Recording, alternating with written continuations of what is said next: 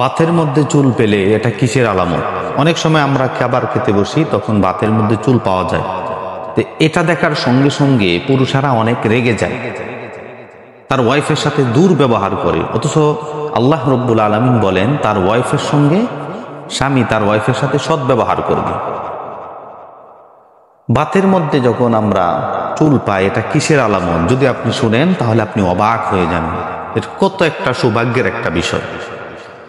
রাসূলুল্লাহ সাল্লাল্লাহু আলাইহি ওয়াসাল্লাম যখন যুদ্ধ থেকে আসলেন বাড়িতে, তখন এসে দেখে যে খাবার এখনো রান্না হয় না। তিনি খুব হাংরি, খুব ক্ষুধার্ত অবস্থায়।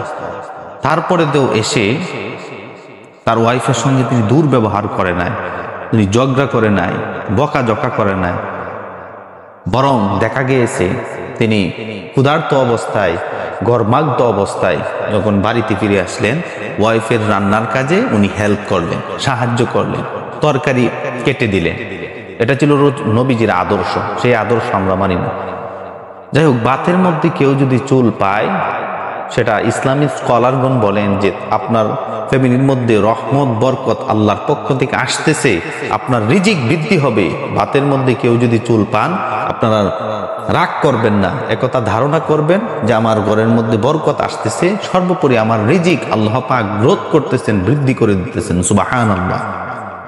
এই জন্য বাতের মধ্যে চুল পাওয়া এটা ভালো লক্ষণ, এটা কোনো খারাপ লক্ষণ না। তবে এটা যেন না হয় যে জেনে শুনেই বাতের মধ্যে আমি চুল দিতেছি, এটা যেন না হয়। হঠাৎ করেই এমনিতেই যখন আপনি চুল পাবেন, আপনি শুকরিয়া আদায় করবেন। এটা খারাপ কোনো কিছু না, এটা ভালো একটা গুণ, ভালো একটা কোয়ালিটি। ইমাম ইউসুফ রহমতুল্লাহি আলাইহি উনি যখন মারা গেলেন, শাগরিদ স্বপ্ন দেখলো যে আল্লাহ রব্বুল আলামিন ইমাম ইউসুফ রহমতুল্লাহি আলাইহিকে আল্লাহ রব্বুল আলামিন জান্নাত দান করে দিয়েছেন। প্রশ্ন করা হলো, আপনি কোন গুণের কারণে জান্নাত পেলেন? ইমাম ইউসুফ বলেন, আমি যত হাদিস ছাত্রদেরকে দর্স দিয়েছি, নিজে যত আমল করেছি, এই আমলের জোরে আমি জান্নাতের মধ্যে চাই না। একদিন আমার ওয়াইফ আমাকে খাবার দিল, আমি খেতে বসলাম, কিন্তু খাবারের মধ্যে কোনো স্বাদ হয় না, লবণে হয় নাই। আমার ওয়াইফ প্রশ্ন করলো যে কিরকম হয়েছে? আমি ওয়াইফকে খুশি রাখার জন্য বললাম যে আলহামদুলিল্লাহ, ভালো হয়েছে। আমার ওয়াইফ যখন নিজে খাবার খেলেন, তিনি বুঝতে পারলেন যে আসলে খাবার ভালো হয় নাই। আমার স্বামী আমাকে খুশি করার জন্য এই কথা বলেছেন, খাবার ভালো হয়েছে।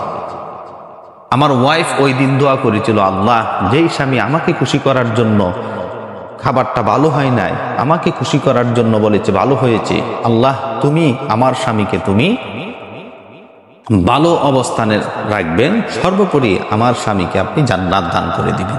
এই যে স্ত্রী দোয়া করেছিল স্বামীর জন্য, এই গুণটাকে উসিলা করিয়া আল্লাহ রব্বুল আলামিন ইমাম ইউসুফ রহমতুল্লাহি আলাইহিকে জান্নাত দিয়ে দিয়েছেন। এই জন্য ভাইয়েরা আমার, বাতের মধ্যে যদি আপনারা চুল পান, তাহলে ওয়াইফের সাথে ঝগড়া না করে আপনি তার সাথে হাসি মুখে কথা বলবেন, সর্বোপরি ওয়াইফের সাথে ভালো ব্যবহার করবেন, সৎ ব্যবহার করবেন। আর বাতের মধ্যে চুল পাওয়া এটা খারাপ কোনো আলামত নয়। আপনার ঘরের মধ্যে রহমত আসবে, বরকত আসবে, সর্বোপরি ফ্যামিলির মধ্যে শান্তি আসবে, আপনার রিজিকের মধ্যে বারাকা আল্লাহ রব্বুল আলামিন দান করবেন।